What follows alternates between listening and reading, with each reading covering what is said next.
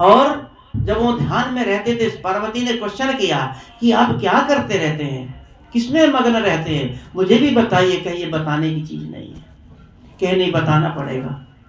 तब उन्होंने बताया, मैं अंतर ध्यान अपनी आत्मा अपने स्वरूप में लीन रहता हूँ। पूरा ज्ञान दिया माता पार्वती को। वो गीता ज्ञान गुरु गीता है। दूसरी गीता भागवत गीता है। तीसरी गीता अष्टावक्र गीता, जो जनक जी के गुरु थे अष्टावक्र। अष्टावक्र क्यों कहा? 8 जगह थे, मुड़े तुड़े थे। जब राजा जनक की सभा में जब जाने लगे तो वहां राजाओं की फौज बैठी थी, क्षत्रियों की, ब्राह्मणों की, संतों की। तो वहां पर कहते जो कोई आए, जितने ज्ञान का जानने वाला हो, घंटा बजाता था बाहर, घड़ियाल सा होता था। एक बार एक वेद का क्या था, 1 घंटा, 2 का 2, 4 का 4। तो जब वो आए तो उन्होंने अनगिनती बजाना शुरू कर दिया। अरे भाई, सब खड़े हुए चौंक गए, कौन आया जो इतने बजाता ही चला जा रहा, दबा दब दबा दब। सब जब फिर अंदर आए रख करके, घंटे को रख के, तो कहे नहीं अरे कौन। सब लोग हंसने लगे। वो टेढ़े मेढ़े तो थे ऐसे, 8 जगह मुड़े तोड़े ऐसे करके चलते थे खूब। तो उनको देख के लोग, वहाँ के राजा क्षत्रिय सब बैठे थे, हंसने लगे। वो भी हंसने लगे। तूने हंसने लगे, तूने कहा यार हम लोग हंसे तो इसको तो पता है आपको, हम क्यों हंसे आपको देख के। अब आप क्यों हंसे, आप बताइए क्यों हंसे भाई। मैं कहा मैं तो इसलिए हंसा, यहाँ चमारों की फौज बैठी है। सब चिढ़ गए, क्रोधित हो गए। राजा, ब्राह्मण, क्षत्रिय सब बैठे थे, सबको एक तरफी चमार बताया उन्होंने। यार इतना बड़ा साहस किया उन्होंने। कैसे कहा आपने सर? कहे देखो, आप लोगों ने मेरी चमड़ी को देखा, मेरे ज्ञान को नहीं देखा। चमड़ी को देखा तो चमार ही तो हुए। तो उनसे कितने क्वेश्चन किए गए अष्टावक्र से। तो अष्टावक्र बहुत बड़े ज्ञानी थे। आप लोग कभी अष्टावक्र गीता पढ़ेंगे ना, बहुत कुछ। अष्टावक्र गीता तो इतनी अच्छी है कि क्या कहना। चाणक्य नीति पढ़िए। चाणक्य जी ने मैं इसी भाव में कहना चाह रहा था कि जैसे कि एक चाणक्य ने लिखा है कि हजारों गायों के बीच में एक गाय को छुपा दिया है, उसके बछड़े को दूर बांध दिया जाए और उस बछड़े को कुछ देर के बाद खोला जाए। हजारों गायों के बीच में इसकी माँ गाय जो है छुपी हुई है। अगर उसको खोल दोगे तो अपनी माँ को ढूंढ लेगा। हजारों गायों के बीच में होगी तो घूमता घूमता घूमता घूमता दौड़ता दौड़ता जाके अपनी माँ के पास ही पहुंच जाएगा, अपनी माँ को ढूंढ लेगा। ऐसे ही हमारे अंदर जो हमारे पाप कर्म है, इससे कभी बच नहीं सकते। ये हमारे कर्म लाखों करोड़ों जन्म चाहे ले लो और चाहे हजारों लाखों करोड़ों के बीच में रहोगे, आपका कर्म आपका पीछा नहीं छोड़ेगा। आपको उसका पाप का फल भोगना ही पड़ेगा। जैसे मैंने भी उदाहरण दिया, भीष्म पितामह गंगा के पुत्र होते हुए भी उनके पाप ने उनको नहीं बख्शा। तो हम लोग गंगा में डुबकी लगा के अपना पाप धो लेना चाहते हैं। वहां पाप तो कटता नहीं भाई, ये तो मैं दावे से कहता हूं, पर जेब जरूर कट जाती लोगों की, कटती है। तो वहां क्या लेने गए थे हम लोग? पाप धोने। पाप तो एक छोटा उदाहरण देके मैं समाप्त करूंगा, समय के साथ ज्यादा ले लिया मैंने, आप लोग उब रहे होंगे। तो वैसे ही होता है भाइयों की, जो कोई चीज निकलती है उसको बांट देना चाहिए। वो हो सकता है किसी के अंदर कोई चीज जागृत हो जाए। जैसे कि एक संगति था, उदाहरण तो नहीं दे रहा हूँ, एक संगत में कोई सत्संगी गया था, ऐसे आप लोग जैसे बैठे थे, कोई सीधा भोला हमारे इनके भाई भीम जैसा सा कोई बैठा था कोई, पर ये तो ऐसे नहीं है, वो सीधे भोला बैठा था। उस सत्संग में कहा जा रहा था कि भाइयों, आप प्रवचन में सत्संग में आए हो संतों के, कोई नई चीज लेके जाना, पुरानी चीज छोड़ के जाना।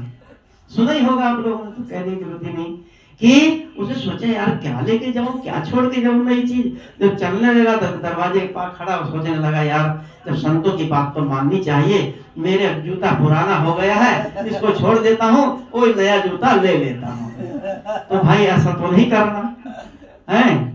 सत्संग में जाओ तो अच्छी चीज, हमारे अंदर पाप भी, जैसे अभी शुरू में बैठते आप लोगों ने कहा था कि कई लोग सत्संग कैसे सुनते हैं, पल्लड़ झाड़ सुना, वहीं झाड़ के चले गए, पीछे कोई याद नहीं रहता। सत्संग में बैठो, वहां चाहे कैसा भी सत्संग हो, प्रवक्ता चाहे खराब हो, लेकिन ज्ञान कभी खराब नहीं होता। वो आपको ऐसा ज्ञान दे के जाएगा, उसमें एक न एक बात ऐसी कह देगा जो आपके जीवन को कल्याण कर देगी। ऐसे एक छोटा उदाहरण दूंगा कि एक बच्चा अपने पिता को सत्संग में से बुलाने गए, जैसे आप में से कोई बैठा है तो इनके घर से कोई बुलाने आ गया, सत्संग सुन रहे थे कि पापा घर कोई आया, चलिए। तो बेटा ठीक है, तो उठने लगे। तो बेटा, वो बच्चा भी बैठ गया, 1 मिनट के लिए बैठे रहे थे दादा, तो सुनता रहा, सत्संग संत कर रहे थे तो सुनता रहा। तो फिर दादा उठ गए उसके, कहे चलो बेटा। तो संत ने कहा, अरे भाई सुन रहा बच्चा, सुन लेने दो उसको थोड़ा। अरे नहीं, कैसे महाराज जी, ये सुन लिया तो कहीं आपके साथी ना हो जाए, कि बाबा ही ना बन जाए। तो चल भाई खड़ा हो यहाँ। कहे आप क्यों आते हो फिर?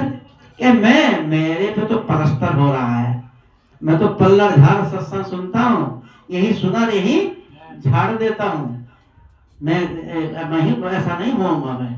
तो ऐसे लोग कई सत्संग सुनते हैं, आते हैं तो इसको झाड़ के चले जाए पीछे।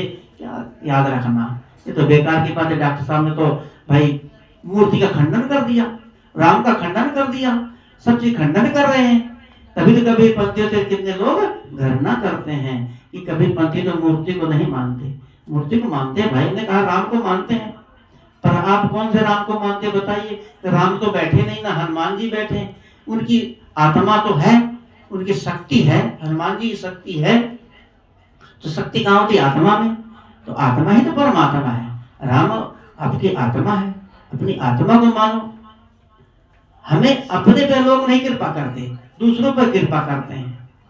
अपने पे कृपा करो। मेरे गुरुदेव शुरू में मैं जाता तो कहते थे, मैं गुरु जी कृपा रखना, कहते थे अरे मेरी कृपा तो अपनी कृपा अपने पे रखो। मैं कहा यार कैसे कह रहे हैं ये, मैं अपनी कृपा अपने पे कैसे रखूं?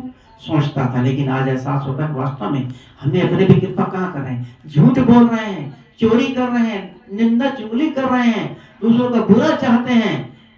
हम उसका पाप हमारे पे चढ़ रहा नहीं चढ़ रहा? गलत चीज खाते हैं हम लोग, क्या खाना चाहिए क्या नहीं कोई पता ही नहीं।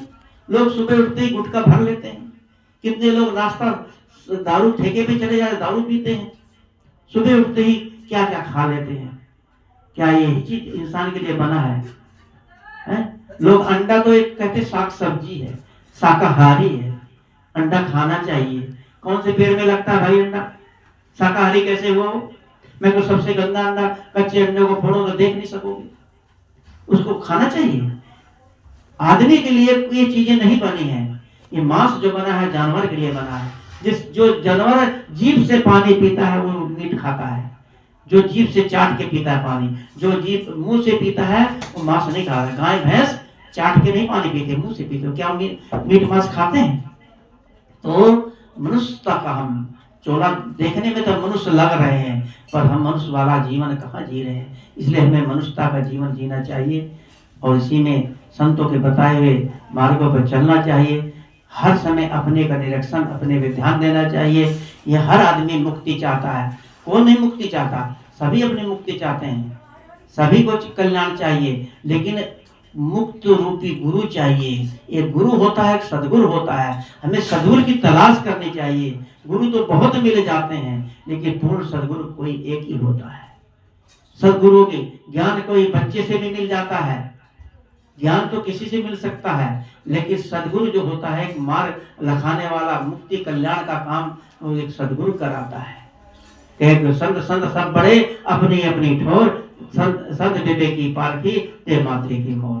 तो मैं ज्यादा न कह के थोड़े में ही बहुत कुछ कहा।